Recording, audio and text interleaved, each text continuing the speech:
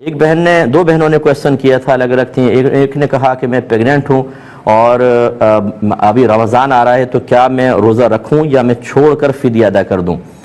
دیکھیں مسئلہ یہ ہے کہ حالت حمل میں بھی روزہ رکھنا اسی طرح فرض ہے جیسے غیر حاملہ کسی خاتون کو روزہ رکھنا لازم ہوتا ہے.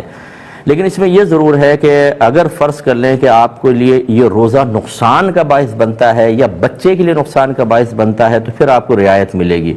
اور اس کا کیسے پتہ چلے گا کہ یہ روزہ رکھنا باعث نقصان ہوگا کہ نہیں ہوگا؟ اس کے تین ذرائع ہیں، ان میں سے کوئی ایک ذریعہ ضرور ہونا چاہیے کہ یا تو کسی ماہر ترین ڈاکٹر نے یہ کہا ہو کہ آپ کی صحت اس بات کی متحمل نہیں ہو سکتی کہ آپ روزہ رکھیں، یا آپ تو روزہ کر لیں گی لیکن بچے پہ بہت ہی منفی اثرات مرتب ہوں گے.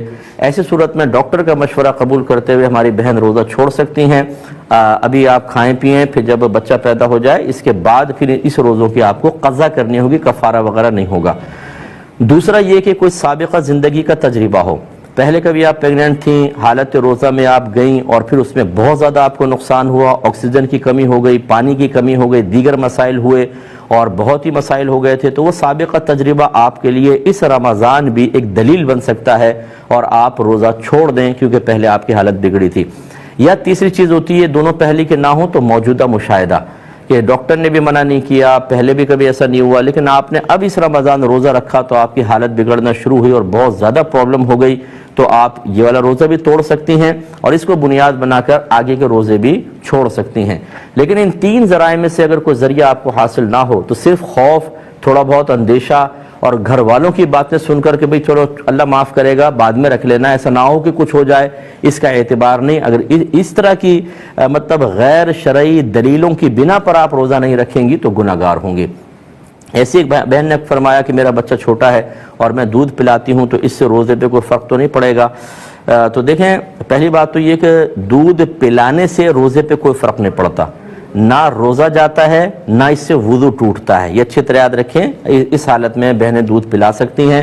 لیکن بات وہی ہے کہ اگر فرض کریں دودھ پلانے سے عورت کو اتنی زیادہ نقاہت ہو جائے کہ وہ روزہ پورا ہی نہیں کر سکتی اور دودھ نہ پلائے تو پرابلم ہو تو اس کے لیے بھی رعایت نکلے گی. ایسی بہنوں کو دیکھنا چاہیے کہ کیا بچہ آپ کے دودھ کے علاوہ کسی اور غذا پر یہ مہینہ گزار سکتا ہے، پھر تو واجب ہے کہ آپ روزہ رکھیں اور بچے کو دوسری غذا پر لے کر آئیں اور یہ مہینہ آپ روزے رکھ کر گزاریں. دوسری صورت یہ ہے کہ بچہ آپ کے علاوہ کسی کا دودھ قبول نہیں کرتا، آپ ہی کا کرتا، جیسے بعض بچے دوسری چیزیں نہیں لیتے ہیں.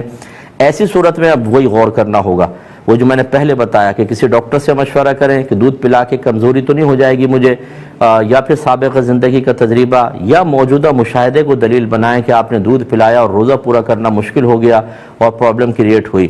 اگر ان تین میں سے ذریعے میں سے کوئی ایک چیز ثابت ہوتی ہے تو پھر آپ کے لیے مطلب دودھ پلائیں اور روزہ چھوڑ دیں. لیکن اگر ایسا نہیں ہے تو پھر آپ روزہ رکھیں اور دودھ پلاتی رہیں اور روزوں کو کمپلیٹ کریں.